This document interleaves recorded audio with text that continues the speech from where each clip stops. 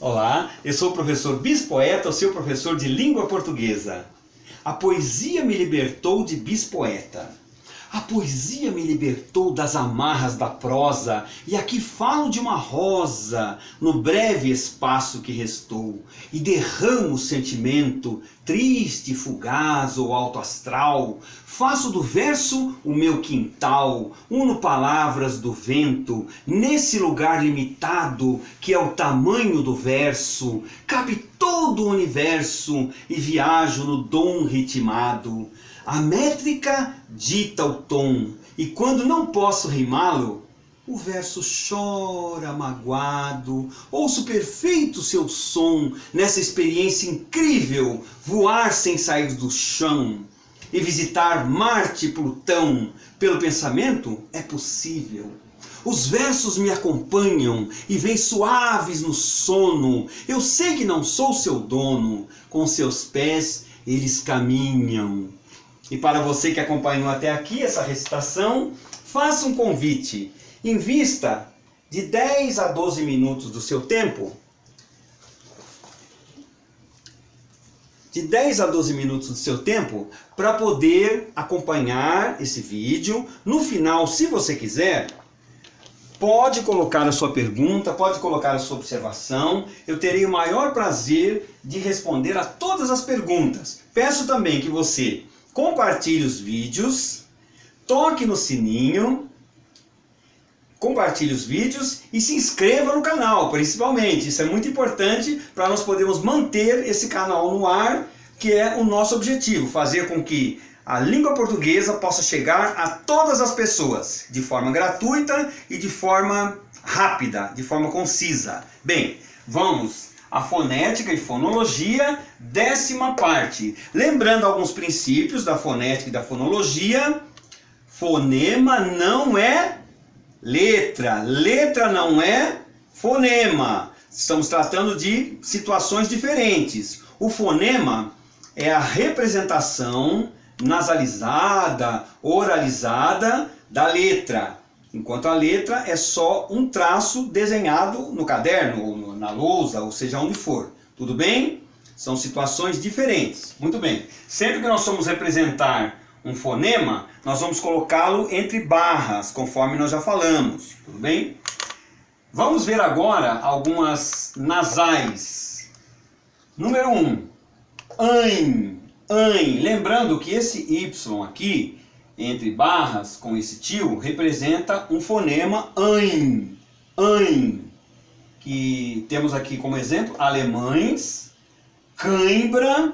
Sendo que a cãibra, Elide, eu sei que você está olhando espantada para essa forma de escrever cãibra, tem uma variante também, que é cãibra, conforme está escrito aqui. E nessa variante com acento circunflexo, com M, precisa ser acentuada com circunflexo para diferenciar de coimbra. Por quê? Os nossos irmãos portugueses têm aquele fechado que nós não temos.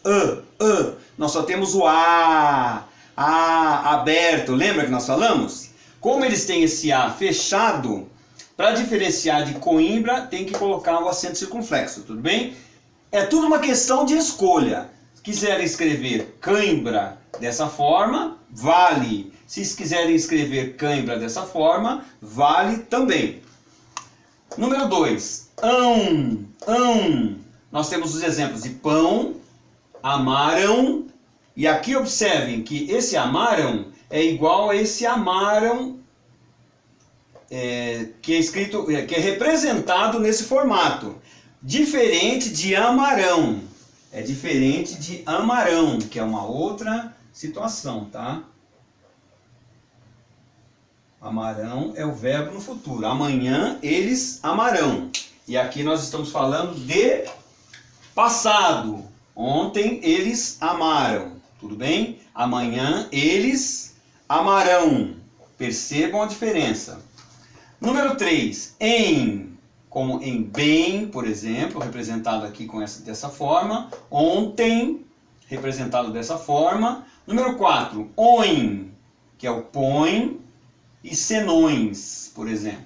Número 5. Uin, mui, que é representado dessa forma, e muito. Vocês podem observar aqui, embora não esteja presente, acaba ficando nasalizado. Muito, muito. Coloquem o dedo no nariz. Vocês vão observar que para pronunciar muito, vai ser necessário a presença da fossa nasal para formar esse fonema. Uma nota muito importante, muito interessante. Nos ditongos nasais decrescentes, como em, an e ão, onde vans rima com mães, a semivogal pode vir representada na escrita. Escrevemos a interjeição em ou em, sendo, a rigor, a primeira grafia mais recomendável.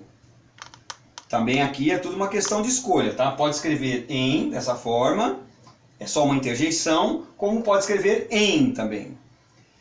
Tritongo é o encontro de uma vogal entre duas semivogais, numa mesma sílaba. Isso é importante. Tritongo é o encontro de uma vogal entre duas semivogais, numa mesma sílaba. Lembrando, as vogais são A, E e O. Ou A, E, O. E as semivogais I e U, representadas respectivamente pelas letras Y e pelo W. Entre barras fica I, U da mesma forma. Os tritongos podem ser orais e nasais. Vamos ver alguns exemplos de ditongos orais. Número 1.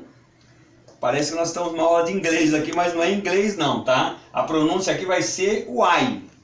Aquela interjeição famosa dos mineiros, uai. Quais, paraguaio. 2. Uei, também não é aula de inglês. Uei, que enxaguei, averigueis. Número 3. Uiu, delinquiu. Número 4. Uou, apaziguou. Parece aula de inglês aqui, não parece, Lídia? Parece. Nasais, nós temos algumas nasais. Número 1. Uão, representada por saguão, minguam e quão. Número 2, uem, delinquem, enxaguem. Número 3, uoi, representado por sagões. Bastante interessante isso aqui, hein? Lembrando que o professor Bispoeta dá aulas particulares da língua portuguesa. Se você tiver com alguma dificuldade específica, pode procurar o que ele com certeza ajudará. Pode ter certeza, Lídia. Muito obrigado pela sua intervenção preciosa. Observação muito importante. Primeira, nos tritongos nasais, uão e uem, a última semivogal pode não vir representada graficamente, como em minguam e enxaguem.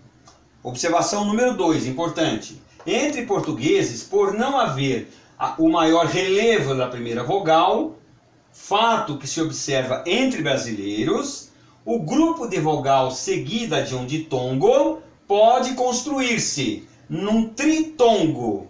Fiéis, poeira, peão. Você já observou por aí essas palavras ditas de uma outra forma diferente dessa que eu pronunciei, Lídia? Fiéis, poeira, poeira. Ah, Poeira. Poeira, é mesmo, tem razão. Poeira, peão. Como se estivesse falando quase de uma vez só, quase como pão. Hiato é o encontro vocálico de duas vogais em sílabas diferentes, por guardarem sua individualidade fonética.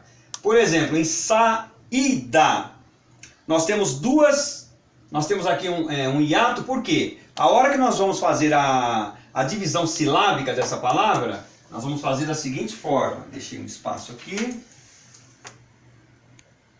Sa, i, da. Essa é a divisão silábica da palavra saída. Ou seja, de fato nós percebemos que aqui existe um hiato, porque são sílabas são dentro de sílabas diferentes, por isso que é um hiato. Saída, caatinga, moinho. Isto se dá porque a passagem da primeira para a segunda se faz mediante um movimento brusco, com interrupção da voz. Em português, como em muitas outras línguas, nota-se uma tendência para evitar o hiato através da ditongação ou da crase. Aqui lembrando que crase é o encontro entre duas vogais, que elas acabam, como em mooca, por exemplo, que acaba ficando só como moca. Observação. Primeira, desenvolve-se um I semivogal, símbolo chamado em gramática iode, ou U semivogal, símbolo chamado UAU. Nos encontros formados por ditongo decrescente, seguido de vogal final ou ditongo átono, como praia, praia, cheia, tuxaua. Vocês sabem o que é tuxaua? Você sabe, Lide? É um líder. Lembra que nós fomos procurar? Eu não sabia. É um líder. Goiaba, goiaba. É um manda-chuva? É um manda-chuva. Exatamente. É um líder. Muito bem.